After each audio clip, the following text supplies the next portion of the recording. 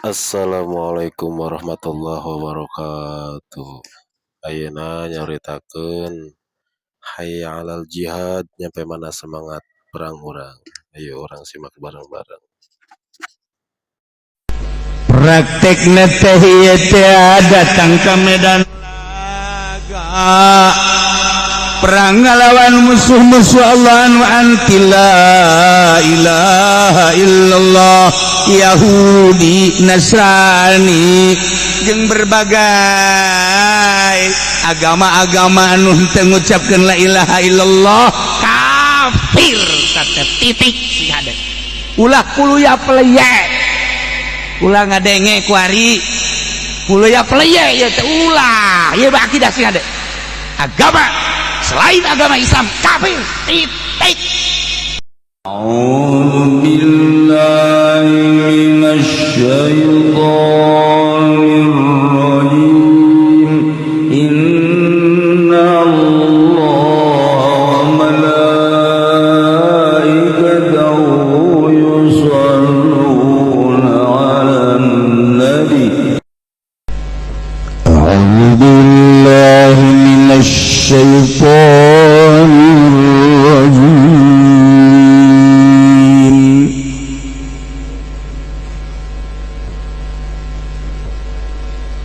Innallaha ashtara minal mu'minina anfusahum wa amwalahum minal mu'minina أنفسهم وأموالهم بأن لهم الجنة يقاتلون في سبيل الله فيقتلون ويقتلون وعدا عليه حقا وعدا عليه حقا في التوراة والإنجيل والقرآن ومن أوفى بعهده من الله فاستبشروا ببيعكم الذي بايعتم به وذلك هو الفوز العظيم والله أعلم بمراده. Allah izzatuhuna Allah ishtara ikutuku ya Allah minal mu'minin saking kang mukmin kabehan fusahum wa amwalahum ing pirang-pirang awake mukminin lan pirang-pirang hartane mukminin bi'ai baziluha fi ta'atika lawan yentah masrahakeun ya mukminina ing amwal ing dalam ta'ating Allah kal jihadi kaya perang bi anna lahumul jannah kalawan satuhuna ikut tetep kadue mukminin apa surga. Qatiluna li parang ya mukminin fisabilillah dalam arah ngaluhurkeun agama Allah wa yaqtuluna maka kabunuh ya mukminin wa yuqtalun lan den bunuh ya mukminin jumlah istinafi iku jumlah istinaf bayanul syara iku mertalakeun kadue syara pikiratin lan dalam kiraat suji mabit taqdimil mamilil maf'ul kalawan dan inginkan mabni kada maf'ul jadi atu fayuqtaluna wa yuqatiluna fayuqtalu ba'duhum tegese maka den badain ya setengah ya mukminin wa yuqatilul baqi lan neruskan perang sepekan kalian wa'dan alaika lawan janji atas Allah haqqan kalau benar. Masdarani mansuban bi fi'li ma yaitu masdar karena kang dinasabkeun karane kalawan fi'il karena masdaran al mahdhuf kang den buang. Taurat kan tetap di dalam kitab Taurat wal Injil al Injil al Quran al Quran wa man awfa bi ahdi itu siapa man iku kang dohon yaman kalawan janji man minallah tadi bang saking Allah ala ahada awfa tegese orang anak geus iku kang leuwih nuhun tibatan Allah tinimbang saking Allah. Pastabsyiru maka berunggah sira kabeh fihi iltifatun anil kibah itu tetap dalam pastabsyiru utawi iltifat saking gay bibai'ikum alladhi bay'atum bih kalawan ngados sira kabeh kang pada ngarados sira kabeh bihi kalawan bai' atawa lagi wa dzalikal bai' lan uti mangkodom bai' wa iku tawi dzalikal bai' al-fawzul 'azim iku perkolehan kang agung al-muniru goyatan matlub sekan merkoleh ing katok-katok kang den supri.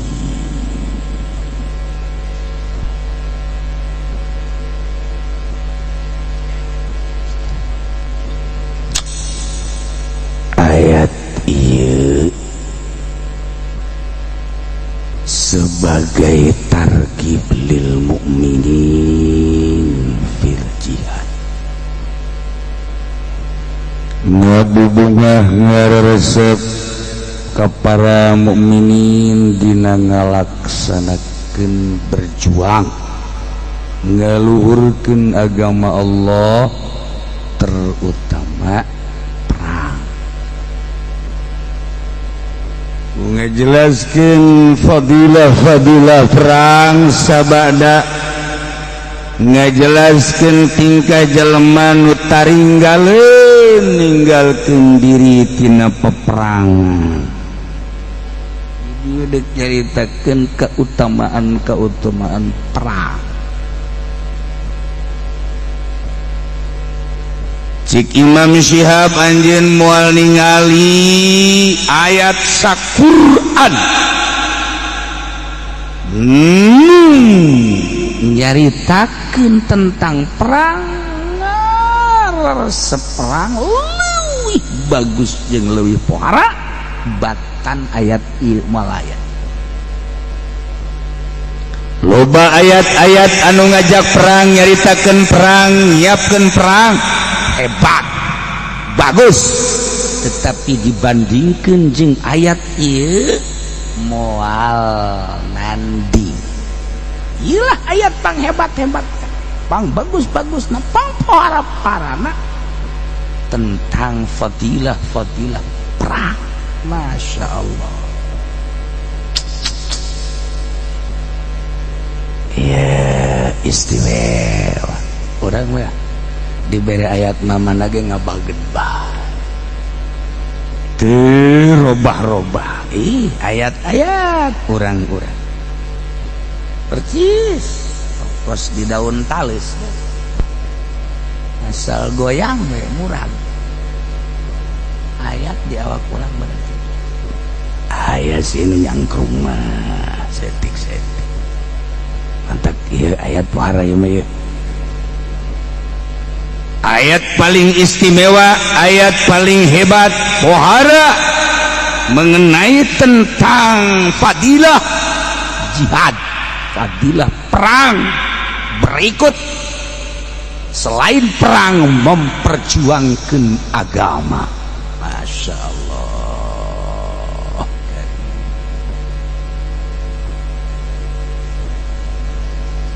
Kangjeng Nabi teh keur di masjid bebarengan jeung para sahabat idinya Kangjeng Nabi teh tungkul siga nu abotin pisan tuluy kesangan surti para sahabat teh pasti aya wahyu asal datang wahyu biarkan esa telila langsung cerah deui biasa deui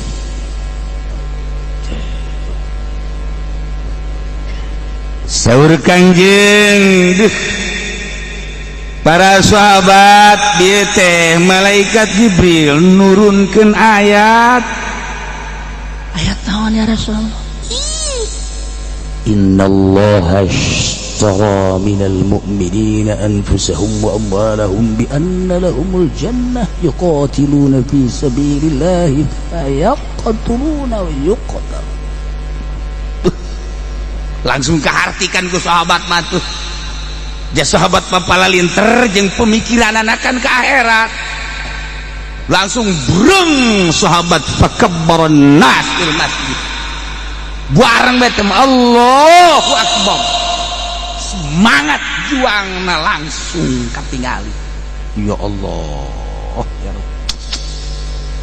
Bahkan aya salah seorang lalaki ti sahabat Ansor faqbala rajulun minal ansor sanian tarafai ridaihi ala atiki udangnya na bari ngabenerkeun solendangna anu tataida dek murag dilempengkeun deui ku nyana solendangna ditegepkeun deui kana tak-takna faqala cek eta sahabat ya Rasulullah unsilat hadil ayat apa diturunkeun di ayat cek Kangjeng Nabi gola na'am ayat naon ayat tu tadi innallaha ashtara minal mu'minina anfusahum wa amwalahum bi anna lahumul jannati yuqatiluna fi sabilillah fayaqtuluna wa yuqtalun cek sahabat Ansor bay'un rabi'un perdagangan anu muadab moal aya rugina untung luar biasa la nakilu wala nastakilu moal kudu diengkekeun deui jeung kudu moal aya perhitungan dia siap dina abe perang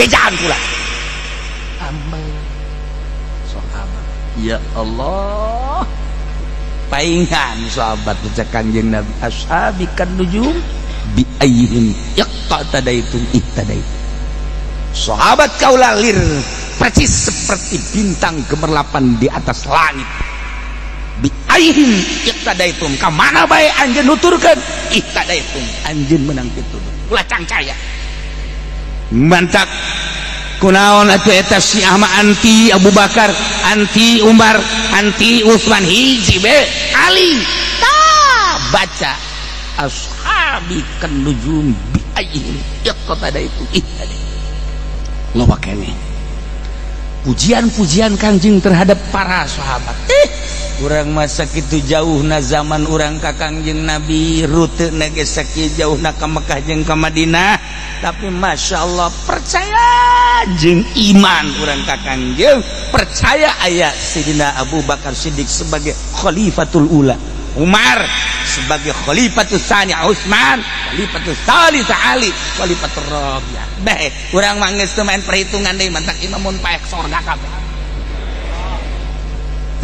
wahara malah lain Abu Bakar itu bae Abu Bakar nu di sisi imah ge aing percaya ka sia sia teh Abu Bakar atuh heuh emang atuh Abu Bakar orang teman calo tukang nipu ngaran bae Abu Bakar pagawean nyalo kadengen ku nyana ngaran-ngaran aing sarua jeung sahabat ye di akhirat ge kayak aing dipanggil Abu Bakar aing nyolong geus surga tuh kan keuntungan anak akur aing jeung sahabat bareng datang ka lawang surga ke lain Abu Bakar ieu meureun ieu mah coba bareng dipariksa sih Abu Bakar calo kan ye geus pokona mah geus datang ka dieu mah nya dibalikeun teu bisa cek malaikat Ridwan beungeut na kieu amat nu ka surga mah karasep sih mah demek aduh ya Allah ya Rabb nah iyalah naon kana ayat anu nyaritakeun fadilah perang ya Allah sa-Qur'an ieu nu paling hebat ayat-ayat anu nita jihad ayat-ayat yang instruksikan perang loba kudu diceritakan hiji-hijina lila ngan paling hebat ieu ngabahasakeun lagi Gusti Allah teh teu make bahasa tasreh tapi ngabahasakeun teh make majaz isti'arah tamtsiliyah wah nu teu mondok mah kacau bisa kurang dijieunkeun istarona teh kuari isti'arah tabaiyah bimana istabdalah hiji nu biasa nomor kaduana istarona bimana gobala isti'arah tabaiyah lantaran eta mah berjalan dina fiil wa in jarat pipilin aw fi harfi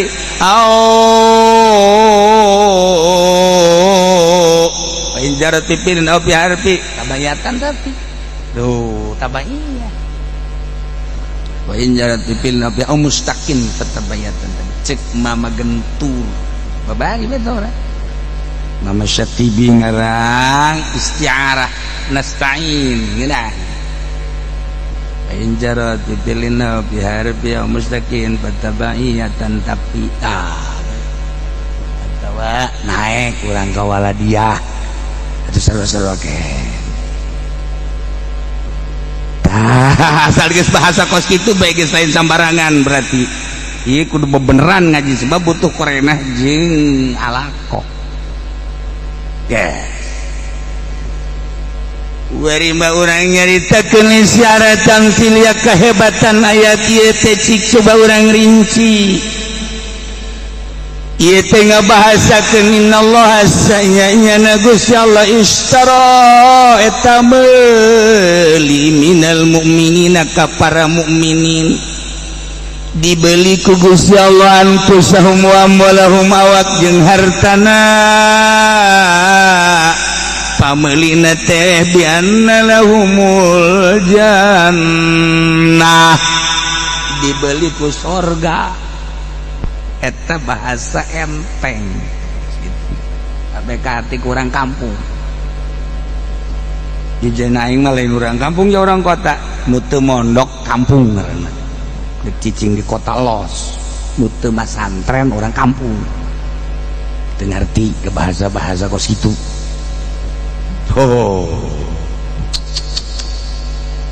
yuqatiluna fi sabilillah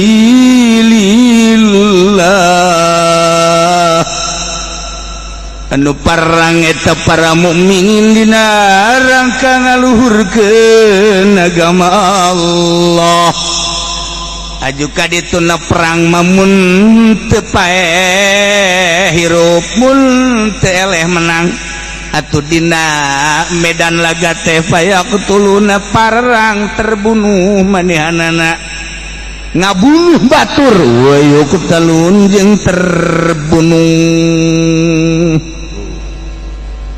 ieu teh merupakeun wa'dana laihaqo janji Allah anu bener jelema nu memperjuangkeun agama awakna atawa hartana bakal dibere surga ieu teh wadana laihaqo janji Allah anu bener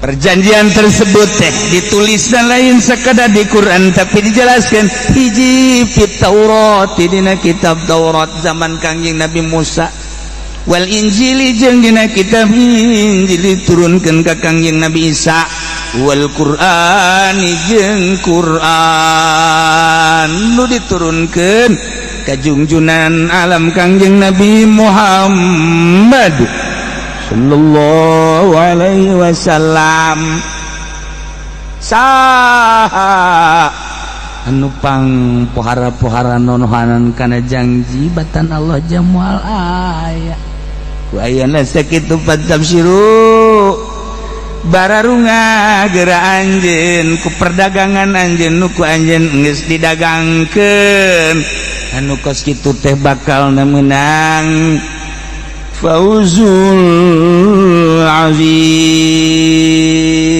dah eta ngaranna bahasa bahasa saliwat barang ditaliti Masya Allah nyaritakeun keistimewaan perang, keunggulan perang, keutamaan jeung kepuharaan perang teh melalui bahasa jual beli.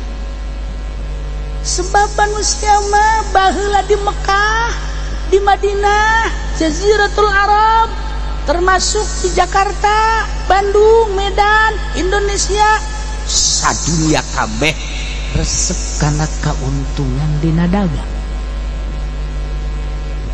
Dibere naluri jelema teh hayang dagang, saenggeus dagang teh nyana nguji-nguji kauntungan, dibere resep di mana dagang untung.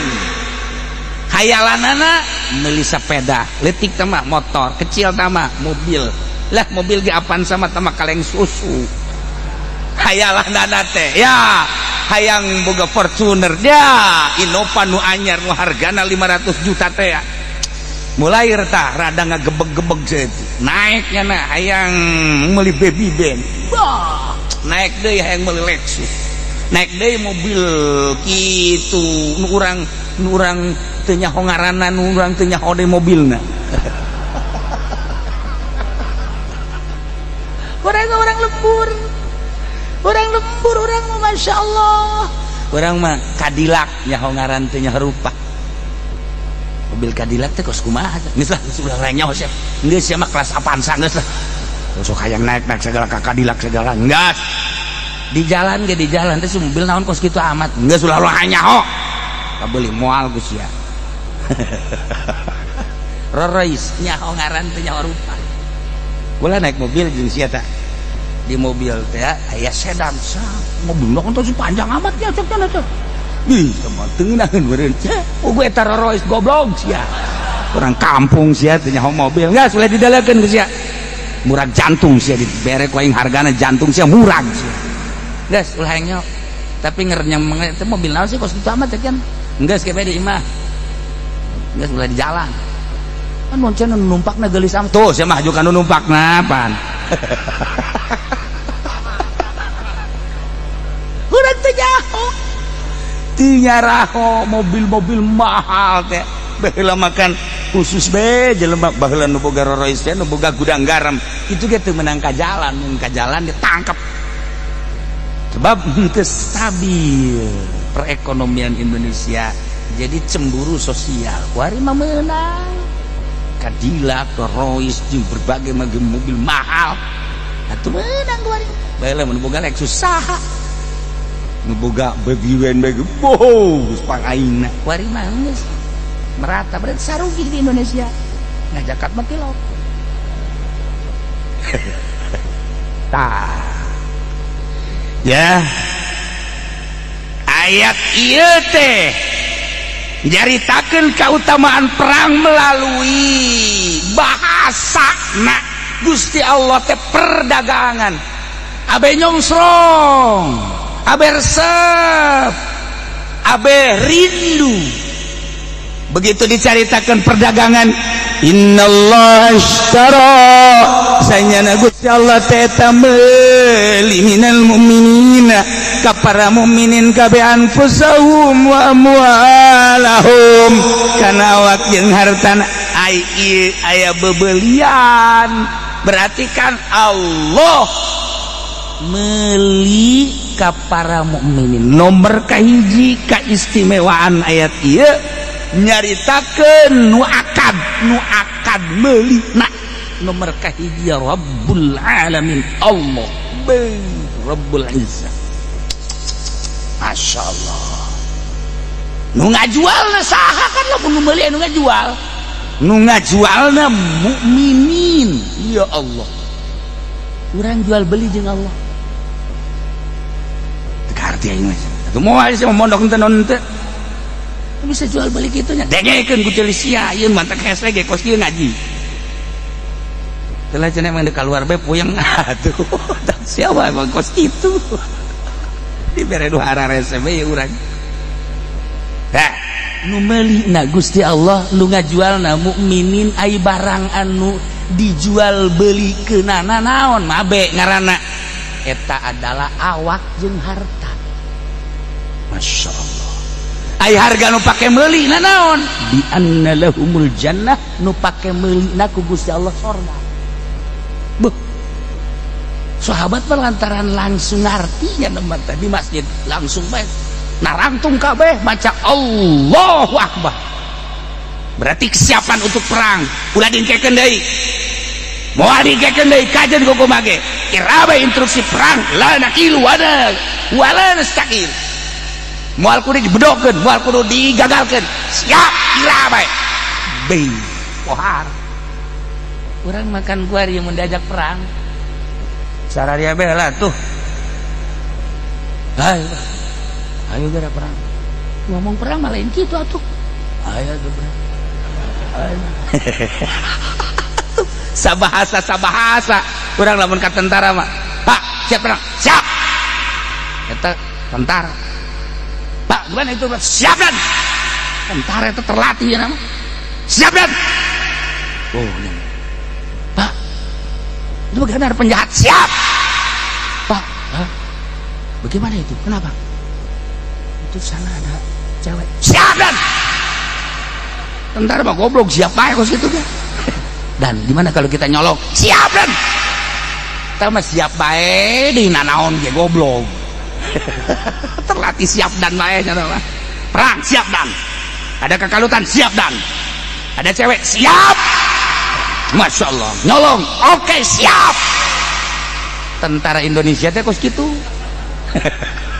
Siap dan cak tentara wah bisa aja kiai ya tuh ka aing ge siap dan aing komandan lain gua naon lain buset sebut komandan. Poho meureun nya asa neuleug komandan kadeurna punya aing meureun cambangannya. Siap dan ieu kudu lalaunan ngaji cuma puasa ngiung ngabuburit asa neureun jam 3 aing aduh ngagualer di dari kabehan. Bayangkan ku urang nu meulina Allah nu ngajualna mukminin barang nu dijualna awak jeung harta nu pake meulina adalah sorga. Masya Allah selesai benar-benar ya Allah. Wah tuh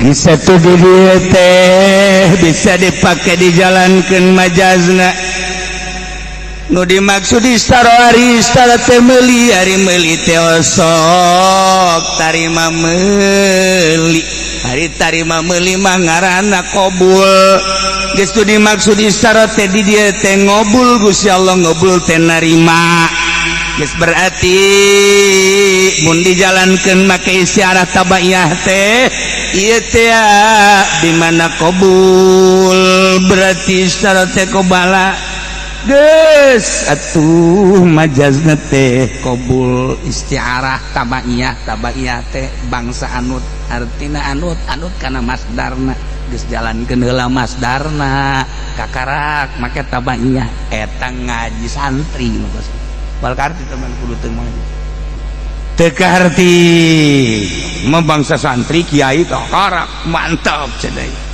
emang siap bisa oho kiai ge poho.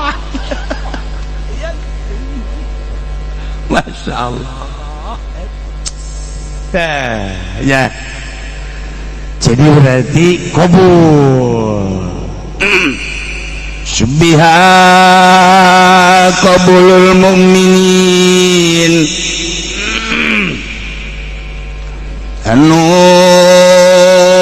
ngalaksanakeun jihad anfusahum wa amwalahum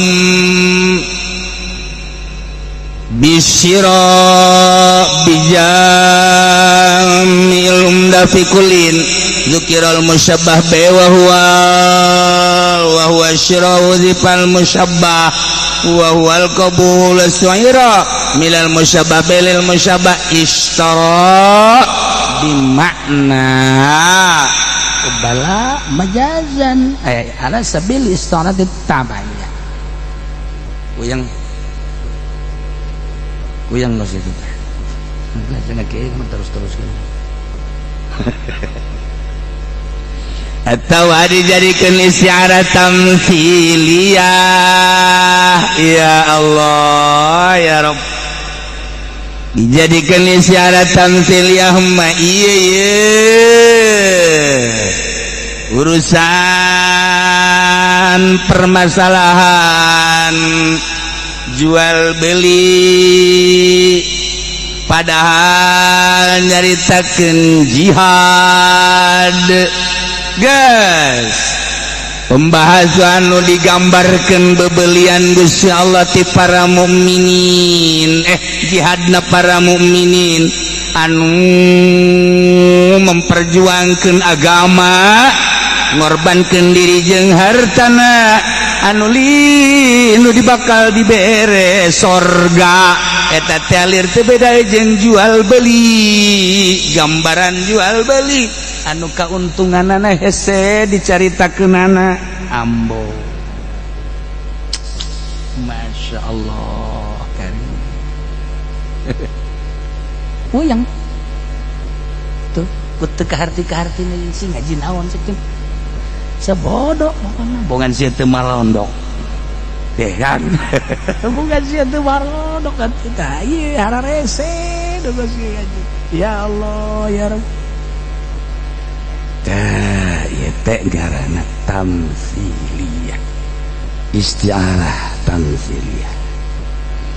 Jihadul mu'minin wa badlu amwalihim wa anfusihim fi wa isabatullahi ta'ala ala zalikal jannah bil bai'i wasyira. Digambarkan ku Gusti Allah perangna para mukminin jeung ngorbankeun harta jeung awakna dalam rangka li'ilai kalimatillah, jeung ngaganjarna Gusti Allah karena perjuangan tersebut bakal diberi surga. Digambarkan bil bai'i wasyira, jual beli abeh kurang nyongsrong jeung kaharti. Sebab dina jual beli teh di dieu bakal aya kauntungan. Urang jual beli urang bae benda jeung benda. Beun kitu untung, Masya Allah. Jual karung sakontainer untungna Masya Allah aya meureun 50 juta mah. Anak teh dibere, pemajikan teh dibere, beak dibawa ka Karawang.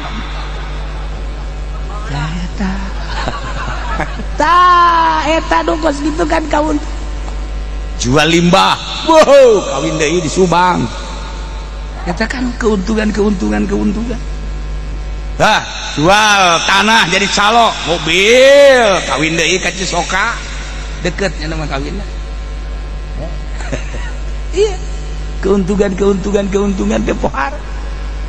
Lain jual beli eta betah termasuk di negara. Nyana diuk di dinya teh jadi kabang. Naon cenah kieu kabang nyawa ngaran teh rupa teh kabang. Pokona kabang we lah pokona. Pohara. Geus cekrem bajuna ge, sepatuna kudu herang bae. Teu nyaho mah kawin deui di Bogor. Eta kan keuntungan. Pohara. Nu mantak kaju hayang jadi bupati embung digeser ge kudu 2 periode bae, untungna gede. Memantak jadi hayang ketua partai untungna gede. Memantak hayang jadi DPR naik jadi ketua DPR untungna gede. Mun bisa mah presiden teh hayang terus biasa umur hirup, untungna meureun gede jasa. Boro-boro eta pugu jadi ketua yayasan ge mung digeser, ja gede jasa meureun untungna. Jadi kiai ge embung digeser hayang jadi kiai bae lantaran duit sholawat loba. Ieu mah pada urang namanya helmnya. Ampura ieu mah pada urang namanya. Kiai tolol teh nu kos kitu. Wow, ieu keur carita doang. Aya hiji ngan dianggap aya loba, padahal hiji dianggap loba. Oh, banyak kiai korupsi. Dah, untung. Jadi nyongsrong tak keuntungan teh hate teh aduh Masya Allah. Ngariung bae ngariung. Ka mana ngariungna? Teu mah saha eta mah? Eta teh yatim. Teruskan bejakeun jaki budol aing sales mah kitu. geus kagambar ku nyana. Wah, mal menang berkat. Tengah jingjing gitu. Hari yang pod kemana? Ayo tuh di saya tak bos limbah teh. Ya tuh tenang kayak aing maghrib di ditu bau.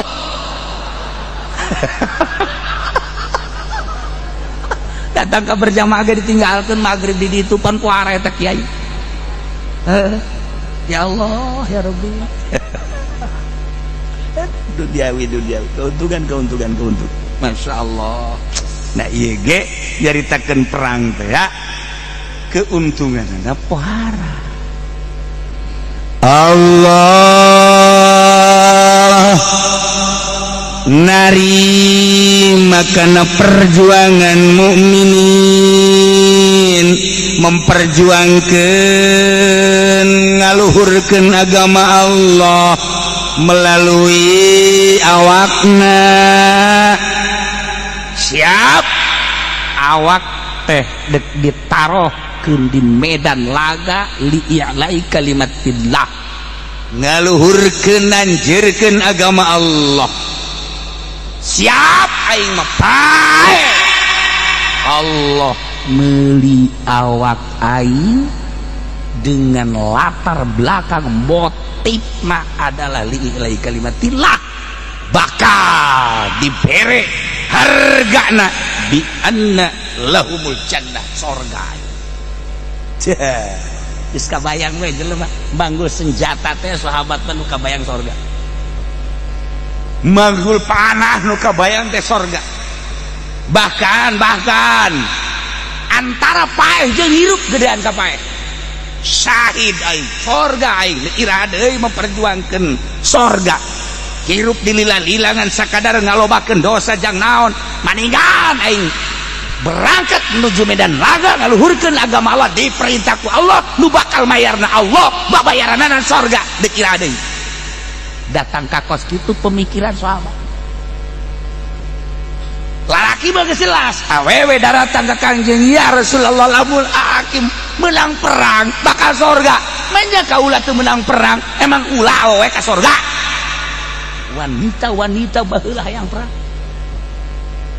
Budak anu dibawa balik deh datang ke Kangjeng Nabi ya Rasulullah emang kami teu meunang gitu ka sorga budak leutik emang kuna berang kami ge hayang milu kabita jasa lamun Gusti Allah nyaritakeun innallaha ashtara minal mu'minin anfusahum wa amwalahum bi anna lahumul jannah emang kami teu meunang kitu budak leutik ieu mun perang pae haju ka sorga.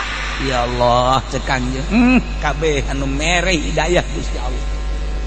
Matak sahabat mati mimiti lalaki awewe budak tohara luar biasa turunkeun ayat eta teh gairah juang perang teh semangat luar biasa timbul pohara barang dibacakeun di tahun 2020 di kepresiden yang mulia ngabagen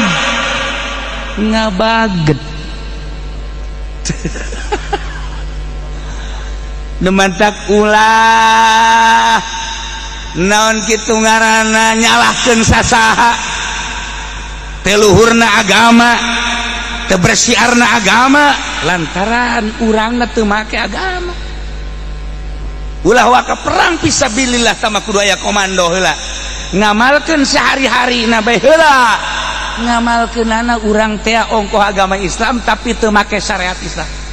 Rakyat mah alhamdulillah masih kene aya perhitungan dengan syariat Islam tetapi di negara deku kumaha negara urang teh mayoritas Islam DPR na mayoritas Islam pemerintahna mayoritas Islam tapi kunaon atuh teu ngalaksanakeun syariat Islam ieu mah keur carita ulah disalahkeun mun agama Islam di Indonesia melempem salah urang kabehan.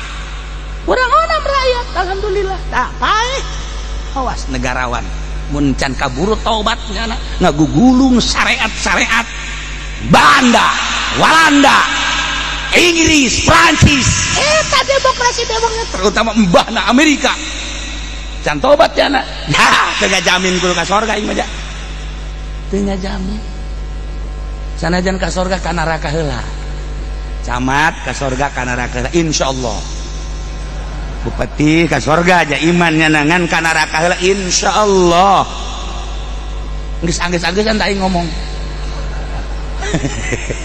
baca na kiai sok kitu atuh dengengkeun ku sia baca ku sia Quran aing ngadengengkeun sia bener tah teh coba aja aing mah teu kudu ngomong ngadengengkeun ge sarua bahkan ngeunaheun ngadengengkeun berasal sia ngacaprakna bener baca ku sia aing nu ngadengengkeun salah tampilin coba atuh kudu bener maksud aing mah kena bener di hareureus kena bener di bengkol-bengkolkeun bae Quran bangsa kiai yayasan kiai Golkar kieu mengkol malulu ngartikeun Quran ngaji atuh majazna isyarahna tasbihna kinayahna ulah dianggap babahari Quran teh ngaji dudungan atuh gesek gula ge bingung gula bae ge teu ngarti umur teu mondok nah ya Allah ya Rabb iyalah hese nah nu mentak urang memperjuangkeun agama teh horeng jalan di tempat lantaran urang-urang hungkul para santri, para ustad, para kiai, para masyarakat alhamdulillah neuleuh di masyarakat mah sangkilang jawara ge tetep nanyakeun ka kiai bag-bagan agama pedagang nanya ka kiai berarti make ai kunaon kiai na henteu boloon teh kiainya nu di pamarentah maksud tah kadinya deui kadinya aing mah kitu aing mah pokona mah aing greget ja riba bae ge dihalal-halalkeun malulu sogok dihalalkeun kiai hayang naik jadi ketua MUI nyogok kiai nyogok inna lillahi wa inna ilaihi raji'un telah pulang ke rahmatullah atuh deh kumaha benerna ieu deh kumaha benerna geus puguh anu hayang jadi PNS mah teh nyogok seperti itu kana gegeran cepat tuh kan sia ngembut pan ya emang eta lain neraka jadi kiai doang nuh nyogokan mah lain ke yayasan mah pagon ke yayasan mah nyogok kene dadah mantak ieu naon kitu garana endeu kumaha tah di negara urang untung masih kene aya kiai nu ikhlas kiai nu bener kiai nu bisa dituturkeun masih kene jelema nararanya timbul tina keikhlasan kiai alhamdulillah balanja ka mall waya salat masuk bahkan pelayan ge salat kula salat asar zuhur aju di musola di mall aya deui nu make susunan nu saparo teh susunan saparo aja ieuna ka handapna ieu mini budak ka mana ye mama mau kena salat ya ieu mah tadi pelayan nu tadi teh ieu mah pelayan salat beres make baju eta deui atuh lagi ya Allah bener aya imanan ya budak laku oge jadi nu kadua katilu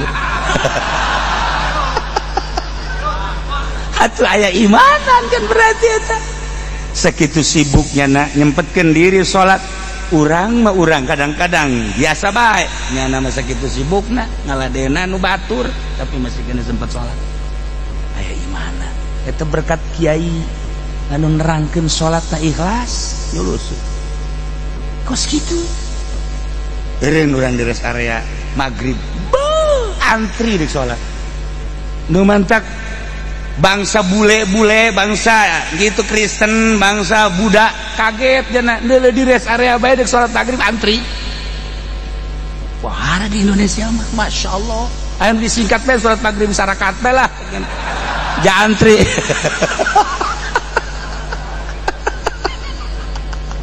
ya karib urang takjub leuleuh kos kituna takjub muludan masih pohara di masyarakat sanajan di negara mah geus eureun muludan teh rajaban di masyarakat masih antusias keneh beakeun stok kiai kurang pun nyieun deui pun stok kiai jeung stok kori kurang tuh tinggal nyana bae kewalahan sapeting 5 panggung balik jam 7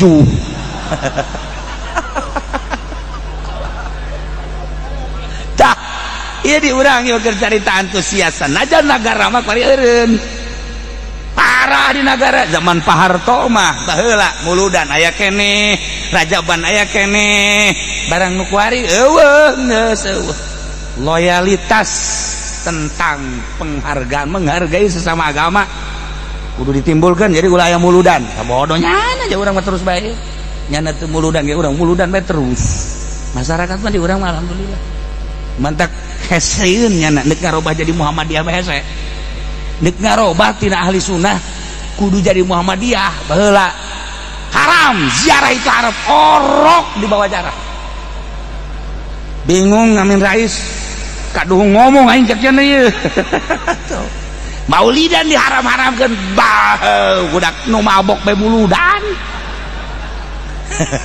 di Indonesia aya naon meureun alhamdulillah masyaallah berkat naon eta berkat kiai-kiai anu ikhlas nyaritakeun itu make dulal dalil bah puasa Rajab bae ge nanyakeun dalilna di bawah ada dalil sahihna ada dalil sahihna ulah dijawab antepkeun kena mabok dalil nyana enggak seorang mah paruasa bae geus nya sanajan datang ka zuhur ulah bebeja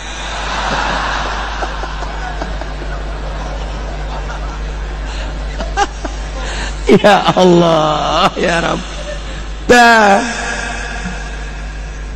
jelema teh ieu teh perdagangan dagangna jual beli jeung Allah teu mungkin ieu mah bahasakeun dagang sotet tamsil mun dijabarkeun secara detil ku teu kahartina Allah meuli ieu angel berbagai ulama-ulama masa Allah mukhalafah lil hawadits kabeh ge nu Allah urang mukmin nu Allah harta urang nu Allah awakna ge nu Allah deuk dijualkeun ka Allah panunyana teu harti toh rinci kurang ku ilmu tauhid teu harti kajian gua kumaha ge atuh ieu mah tamsiliyah supaya kaharti ku urang kampung di mana-mana tentang padilah perang lamun langsung dijelaskan we moal kaharti tetapi make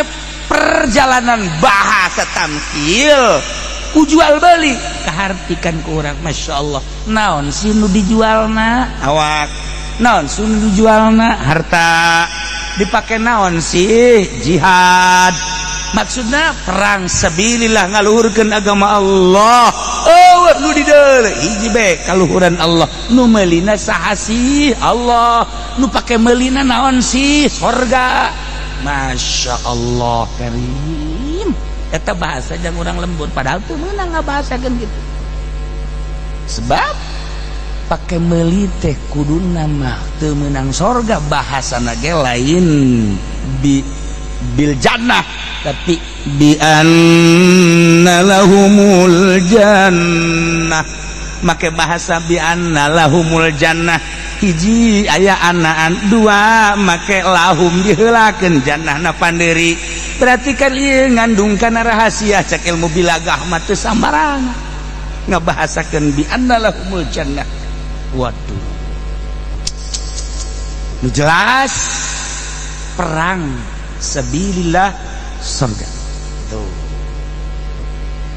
praktekna teh kumaha ngalaksanakeun lilai kalimatillah teh dibejakeun ku Gusti Allah praktekna teh yuqatiluna fi sabilillah fayaqtuluna wa yuqtalun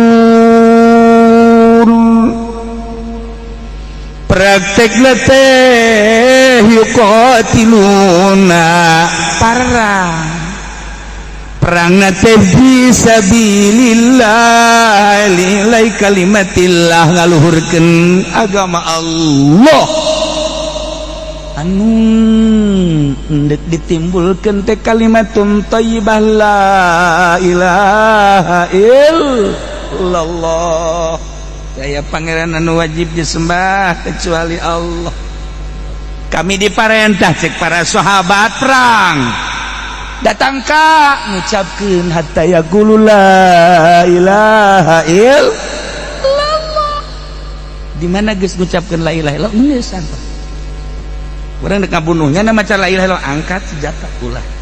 Di titana datang ka hatta yaqulu la ilaha illallah. Urang makan kuari ahli la ilaha illallah. Nu anehna kuari la ilaha illallah jeung la ilaha illallah perang.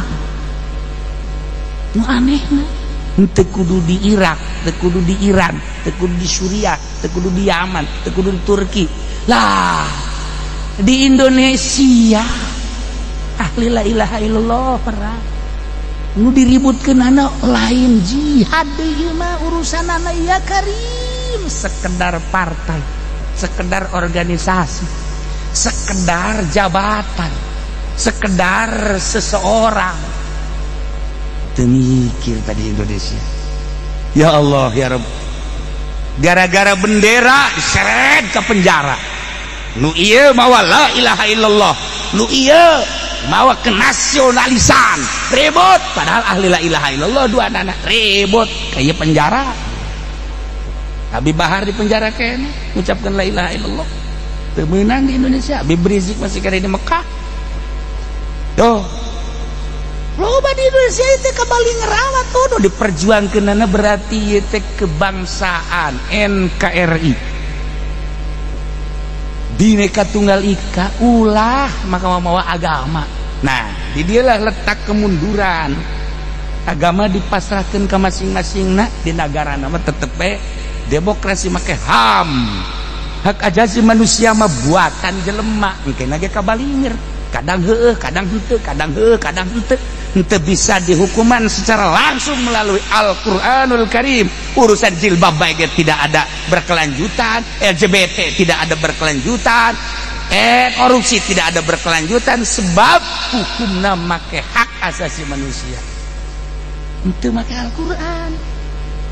Tahu masalah ya negara urang nu kurang dicintai kurang nikmati asal orang balager ulah kukumaha ngan agama pasti mundur. Atuh orang perjuangkeun bae cenah kiai orang perang jeung saha perangna jeung saha manya ku urang Jokowi dipaehan, manya atuh ku urang kuari kitu SBY dipaehan, manya kuari Prabowo dipaehan. Atuh teu jalan nguker berangkat ngajalankeun tugas mulia di sisi alah gitu bae pokoknya teu beunang antep urang kuari menikmati hasil menang memperjuangkan urang pandegelang paeh hijipan kan nu paeh teh sabaraha nu kamari didereden boh dededededededededed ku polisi anu serba hideung teh naon ngaranna eta Brimobna salah apa henteu wallahu alam. Engke bae di akhirat ge ngana Brimob bakal disidang. Kabeh bakal disidang. Encan selesai di dunia mah persidangan, ke di hareupeun Allah disidang. Tak kula mengerina kitu doang. Disidang ja Brimob ge nu agama Islam sarua hayang ka sorga tapi ka neraka heula kan. Teu kebal sih 1500 tahun. Cih, ulah sambarangan. Masya Allah karim. Nah iya keur cerita perang ayatna ayat keur cerita jihad geus datang ke mana semangat jihad kurang dalam rangka li'ilai kalimatillah perang jeung saha pamimpina atuh kudu aya panglima perang 5 ayat carita ayat praktekna teh ieu teh datang ke medan laga perang ngalawan musuh-musuh Allah anu anti la ilaha illallah, Yahudi Nasrani jeung berbagai agama-agama anu teu ngucapkeun la ilaha illallah kafir kata titik sihade. Ulah kuluya peleye, ulah ngadenge kuari kuluya peleye ieu teh ulah ieu akidah sihade. Agama selain agama Islam kafir titik. Namun aya nu ngaharuan nggak boleh begitu, udah saya mau begitu aja, lu sono nggak usah ribut ya, tapi saya mah begitu itu baik nih ulah SS dalam hati saya selain daripada agama Islam kafir. Gak bisa begitu, saya juga punya Tuhan. Leg-leg Tuhan kamu apa itu leg-leg? Udah ulah kuliah peleye akidah masih ada. Engke orang kuliah peleye di akhirat tadi timbangna rugi orang jadi pejabat lain orang sugih henteu atuh gara-gara loyalitas engke di dituna bakalna timbanganana gideug bae cek malaikat ka mana akeun si gideug kieu. Masya Allah kan iki pada 5 timbang tat jelaskan wah ieu mah bener-bener kafir. Haji Pendi tat jelaskan kan ka kenca.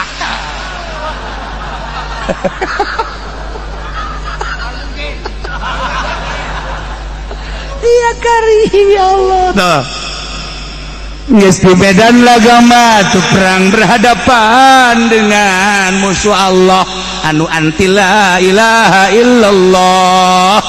Ngaran-ngaran perang terbunuh. Fayaqtuluna ngabunuh batur wa yuqtalun terbunuh. Haram kurang ngabunuh jelema, tapi ketika perang makin loba nu dibunuh, makin dipuji ku Gusti Allah. Ngabunuh hiji hebat, 2 hebat, 3 hebat, 5 hebat, makin loba nu dibunuh makin hebat di mata Allah. Jehe urang kuari ngabunuh teu meunang, boro-boro ngabunuh jelema sireum gitu meunang. Sireum ulah waka men tindes-tindes bae. Apa salahku cek sireum.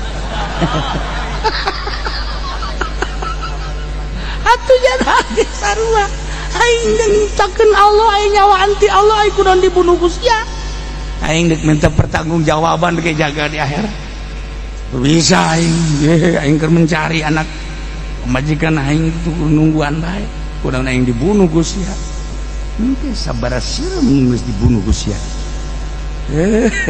tah ieu di medan laga praktekna adalah fayaqtuluna wa yuqtalun.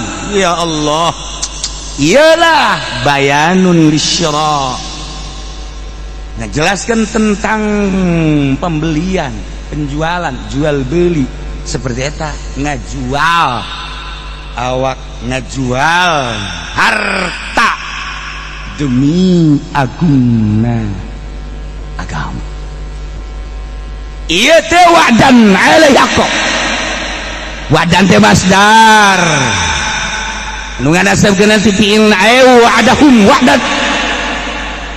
Allah ngajanjikeun kalawan janjinya cek Allah lain sembarangan janji bener ku bener-benerna janji Allah lain tertulis dina Al-Qur'an bae tertulis dina fit Taurati. Baca kitab Taurat bakal aya keunggulan jihad fisabilillah awak jeung harta baca ku sia Taurat. Mentek Imam Syafi'i mah bacaan Taurat sehingga dijelas-jelaskeun tentang hukum-hukum nu aya dina kitab Taurat. Ya Allah atuh kunaon Muhammadiyah ngasapeing-sapeing talar Taurat, talar Injil, talar Al-Qur'anul Karim, talar hadis sehingga manehanana bisa ijtihad asli mujtahid mutlak. Muhammadiyah jeung Persib apa itu sapeing? Urang janak bae atuh perasaan enek okos awewe nyiram teh kitu deuk utah bae. Atuh jana teh jaho lalakon Imam Syafi'i umur 6 tahun geus talar Quran.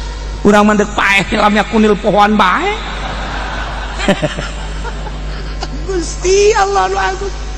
Idi teh si otak Imam Syafi'i, Imam Maliki, Imam Hambali, Imam Hanafi mun kurang dicaritakan otak-otakna ya Allah ya Rabb geus puguh Imam Ghazali mutaakhirin otakna ya Karim kunaon kuari Sampai mana? Kenapa tuh sampai diikutin aja? geus urang lamun bener teu dijaga sama urang amarah urang geus hayang dah dipencit ceuk ngan goladaran geus lah ieu mana nahan we geus lah sugan we aing nahan ka sorga lah tuh musuh urang teh geus lain Yahudi deui lain Nasrani mata diadukeun di Indonesia gampang di Indonesia diadukeun untung urang masih punya kebangsaan dikeribut jeung Muhammadiyah sama-sama bangsa Indonesia dikeribut jeung Persis sama-sama bangsa Indonesia dikeribut jeung HTI sama-sama bangsa Indonesia dikeribut jeung Khuruj sama-sama bangsa Indonesia dikeribut jeung pedagang sama-sama bangsa Indonesia alhamdulillah iya hebat tadi orang kebangsaan teh poharai nah jadi lain urusan mengecilkan agama-agama teh ternyata horegana di Indonesia teh mual salah Bung Karno memilih demokrasi sebab melihat ke depan ku anfusakum wa ahlikum nar waquduhan nas wal hijar ku anfusakum jaga olehmu diri kamu wa ahlikum dan ahli kamu ahli dalam agama diikat oleh kalimatun thayyibah la ilaha illallah kita harus bisa menjaga ahli kita yang ada di negara kita dan yang ada di negara Amerika di Inggris di Perancis sama-sama bangsa Indonesia yang beragama Islam harus dijaga dengan demokrasi akan terjaga. Bung Karno pemikir ada ke depan lamun kurang dianiaya kafir di dia bangsa Indonesia nu aya di Jerman pasti dianiaya Kristen nu aya di dia kurang dihajar Islam Indonesia nu aya di Walanda pasti dihajar ku anfusakum wa ahlikum nar wa quduhan nas wal hijar. Bung Karno datang kadinya berbicara tentang politik ganti tapi kurang nah maka kurang kudu menjaga kebangsaan Agama silahkan.